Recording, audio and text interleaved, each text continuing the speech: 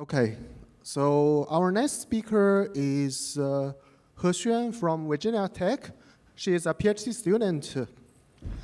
She will be talking about the new tracking device in cellular systems. Yes. Hi, everyone. I'm glad to introduce our work. AAKA is an anti-tracking cellular authentication scheme in the 5G and the next-G architecture that aims to preserve users' location privacy. So many of you might have heard of the underground market of selling and buying users' location data.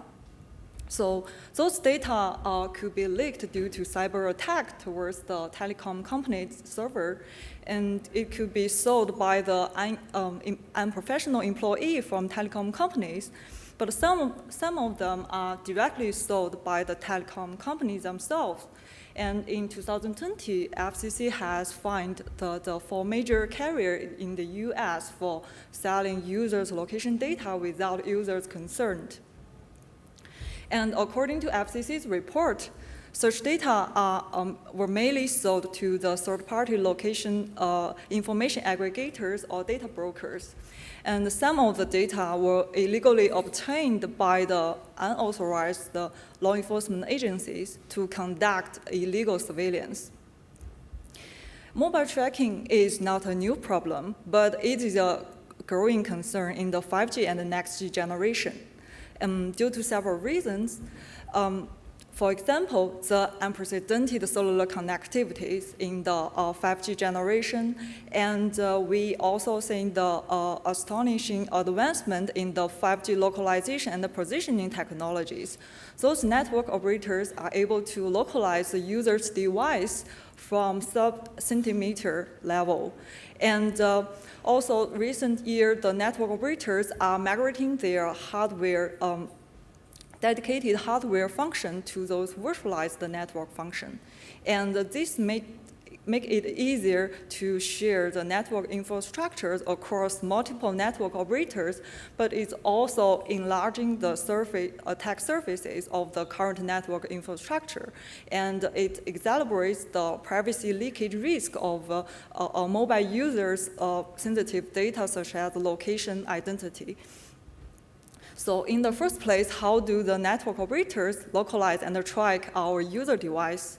When users want to get access to the network operator will incur a procedure called authentication key agreement. In the current 5G architecture, the most commonly used protocol for this process is called 5G AAKA protocol.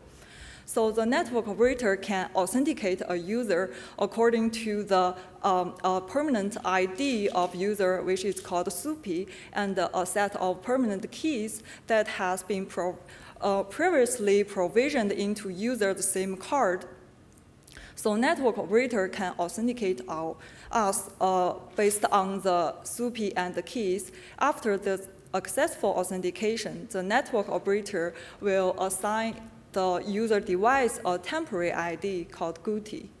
So network operator will record all these IDs, including SUPI, GUTI, and which cell tower you has been communicating with, and the time that you connected with this cell tower to their database.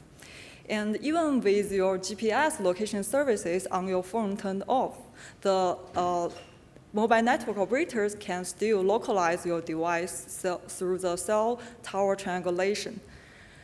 There has been a series of related works of solving this user location privacy issue. Most of the existing works are focusing on mitigate this risk from outsider, including mitigating the vulnerabilities of the existing 5G AAKA protocol and the current GUTI allocation mechanism.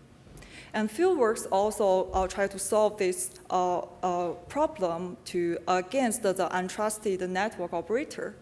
And they proposed some effective solutions. However, they are based on some preconditions that could be hard to be put into practice, such as relying on some trusted third-party component to fulfill the user authentication process. So our goal is to propose a privacy-preserving protocol that is practical to be used in the current cellular architecture.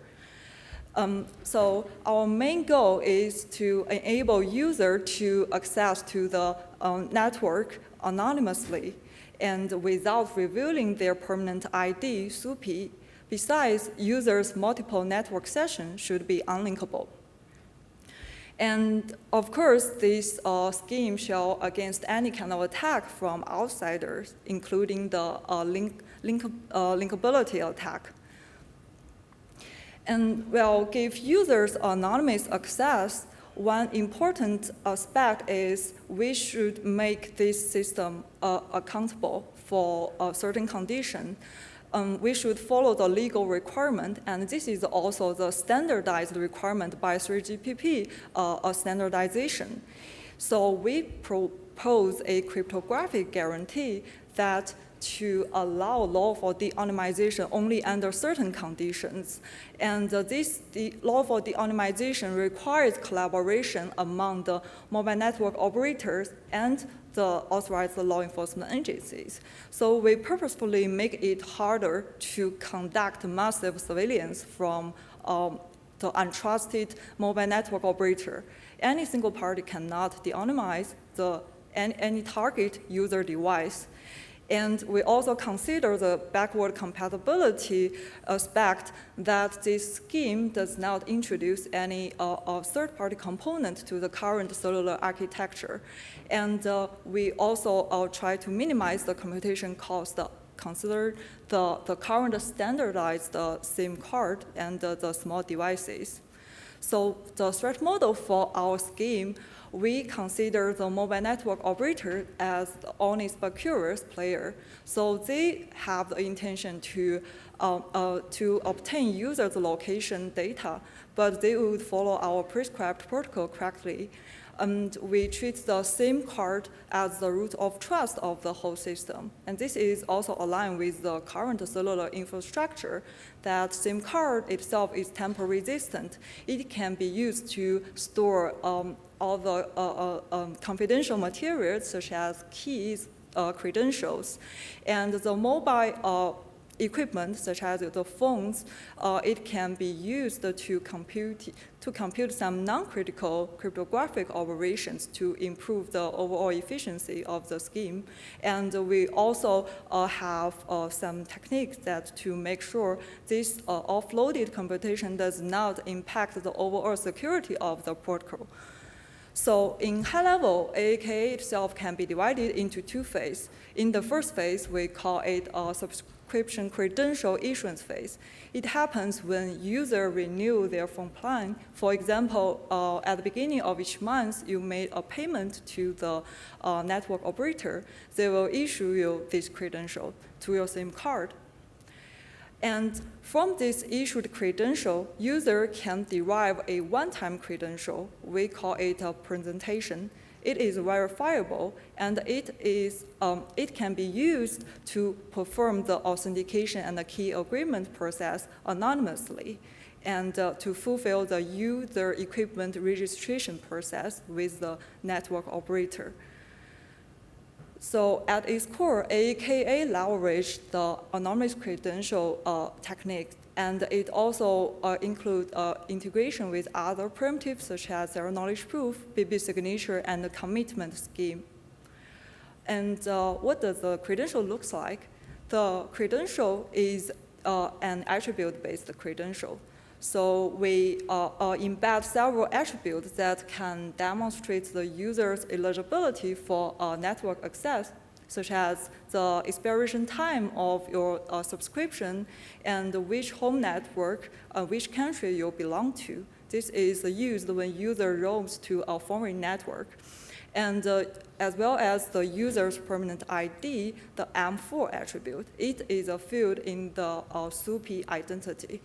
And besides those attributes, the credential also includes the digital signatures issued from user's home network. This credential will be securely provisioned into user's SIM card, while a conventional SIM provisioning method, which is called over-the-air provisioning process. And to get access to the network anonymously, user need to derive a one-time verifiable credential. So first, the user needs to hide his true identity, the M4 attribute, and he needs to hide his original signatures obtained from the home network to avoid the linkability risk. Besides that, as we discussed, there is a legal requirement, so we embed a sort of backdoor that allow the future lawful de-anonymization under certain conditions. We name it an identity as core function. So basically, user need to hide its true identity in a tuple. And this tuple can only be decrypted by the authorized law enforcement agency. But to prevent that user encrypt a garbage in this tuple, user need to make a commitment that I formed a identity tuple with my true identity. So how to achieve this? User basically, he need to prove that this identity function, this attribute within this function is the same value that my home network has issued to me in that credential. So besides this, user also need to demonstrate the authenticity of the digital signatures towards the original credential with respect to both the revealed and the hidden attribute M4. So we construct a single zero-knowledge proof to illustrate all those statements together, and this zero-knowledge proof can then be compiled with the traditional non-interactive zero-knowledge proof protocol via field-Shamir heuristic technique. And in high level, AAKA, it achieves several key properties that it allows user to get access to the network anonymously without reviewing the true identity M4 and without reviewing the original signatures. And besides, if there is a need, such as if there is a geofence search warrant, the law enforcement agencies need to identify all the suspects involved in a bank robbery, and the network operator can present this identity tuple to the law enforcement agency that has been presented in this area. The law enforcement agency will be able to decrypt all the and recover all the real identities of this suspect. And so in a nutshell, AAKA is an alternative to the current 5G AAKA protocol, but in a privacy-preserving way.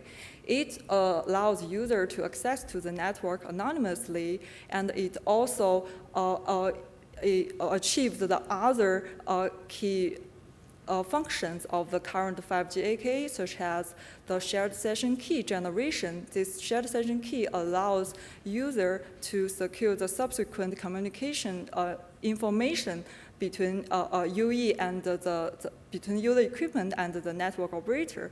And it also finishes the temporary ID GUTI assignment process.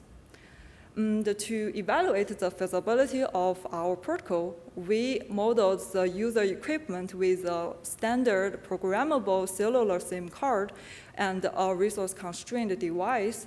And besides, we also use the 5G AAKA protocol as the baseline. So according to our evaluation, a credential presentation on the user equipment side takes around 40 milliseconds, and a credential verification on the serving network side takes around 4.6 milliseconds. And comparing with the 5G AAKA protocol, we implement the 5G AAKA within the same hardware environment, and in a general non-roaming case, AAKA's overhead is around 1.5 times of the current 5G AAKA protocol. So our evaluation results demonstrate that our proposed protocol is a viable option to preserve users' location privacy in the cellular network. And And we think AAKA is a significant step in protecting users' location privacy, and we welcome any discussion on this topic. And I'm happy to take any questions.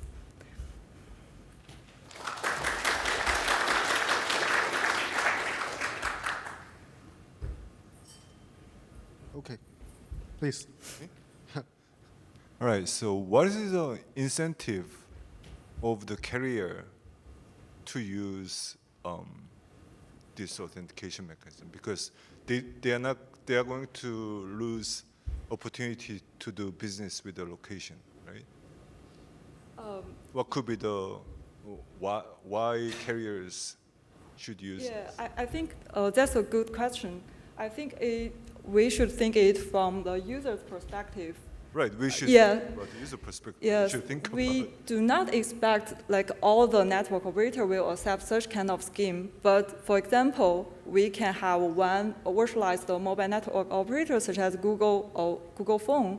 They can provide such services for the user that who want to preserve their privacy will get connecting to the 5G network. Well, Google has other location information too, right? So, okay. Thank you.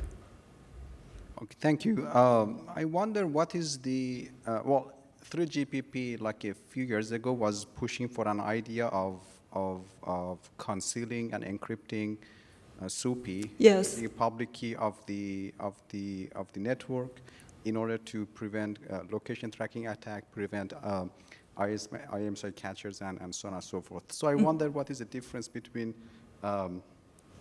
your proposed idea and their approach, and basically if you have any insight about what happened with that 3GPP's approach. Yeah, that's a good point. Actually, before 5G, the SUPI was not properly encrypted. And in 5G, so the 3GPP proposed the SUPI encryption. The encrypted format is called SUSHI. That SUSHI can prevent from outsiders from observe your identity, but it does not prevent the network operators from obtain your identity. That is the SUPI encryption. The goal is to prevent from the traditional attack called MSI catcher, like the rogue base station attack. But our work aims to prevent from the untrusted network operators themselves. Yes. So a quick follow-up. If 3GPP implements that technique, that approach, would that be compatible with your solution, meaning that can both be used at the same time, or it should be either of those two? That would be compatible because we also adopt the SUPI encryption scheme in our protocol, but we add another layer like to prevent from the network operators attack. Thank you. Please. Yeah. Hi, this is Christoph Wollmann from Ericsson. About payment, it seems you're assuming that you just have a 1 monthly subscription. Yes. Can you also support dynamic payments, like one-time payments for calling abroad or stuff? Is that included in your plan? Yeah, that's a good question. Our demonstration right now is based on unlimited monthly payment, but the billing, like based on your network usage, is also a very important aspect, which is also a task that we are currently working on, and it would require further modification of our proposed credentials, such as modify certain attributes that can like measure your network usage. Yeah, thank you. We still have time for one more question. Hi, thanks for the talk. So I'm not sure if I missed it in the talk. So I think in 5G scenarios, there are law enforcement tracking where government use that technology to track the criminals. So I'm just wondering, so how do you consider like criminals use your AAKA protocol to evade this kind of tracking procedure from the legitimate perspective? Yes, like for the example, I said like if there is a bank robbery in this area, so the law enforcement agent usually they can obtain a warrant called a geofence, a search warrant. They can present this to the network operator, and the operator can, they have those encrypted tuple stored in their database. They know which device has presented this tuple around this area, so they can present this tuple to the LEAs, and the LEA will be able to decrypt those tuples to recover the real identity of the user. Okay, let's thank the speaker again.